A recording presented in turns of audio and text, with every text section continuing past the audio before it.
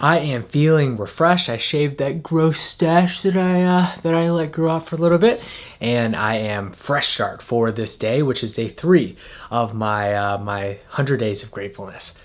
So I was thinking on this, and the idea popped up from a book that I have been reading, which is Think Like a Monk by Jay Shetty. And in his gratitude chapter, a lot of what he was discussing was about different ways to be able to show gratitude all the time. And there was one that really stuck out to me.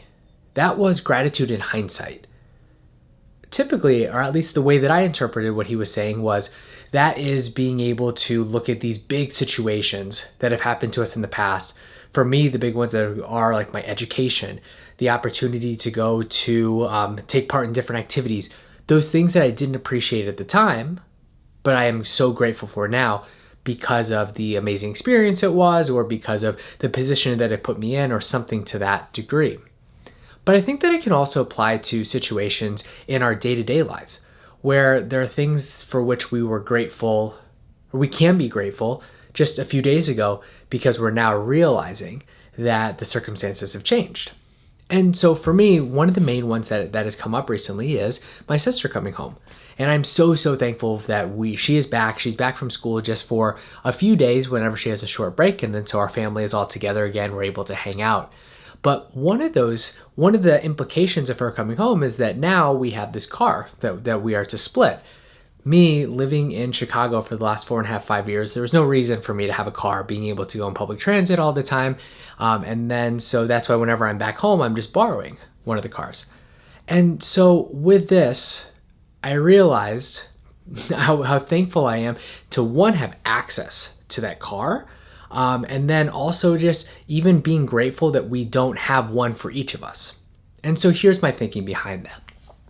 She was picked up a few days ago. My mom, she actually took the car, and she picked my sister up at school. And during that time, I had actually been planning to work out. For some reason, I wasn't thinking ahead, and I didn't plan that I wouldn't have a car available for me at that time. And so the gym that I've been going to in my hometown, it's about a 30-minute walk. So I am in a suburban area where public transit is few and far between. And so there's really not many options. I don't have a bike anymore. My bike was stolen a year ago or so back in Chicago. And so it was either I go and I walk to the gym, or I just skip that altogether. And so this regular routine that I had been going through, that was so easy, that was so mindless, that had so little friction, now had friction introduced. And what was this? This was a chance for me to be able to solidify more of my identity. And I am somebody who goes and I take care of my body by working out no matter what. By being in this circumstance, it gave me the opportunity to really test that. Because similar to what I've talked about in a few other days, whenever things are going well, you're not really testing yourself, right? It's easy.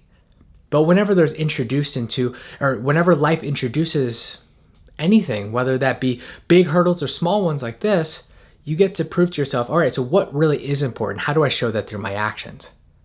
So that's one way in which this having a car and only actually having one of them for the family, that I'm so grateful for.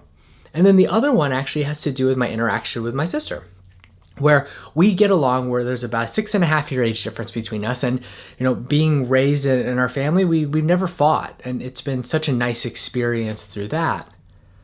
But there's times too where it's nice to be able to practice those areas where there could be conflict, or it's nice to be able to practice the communication between us, practice that give and take.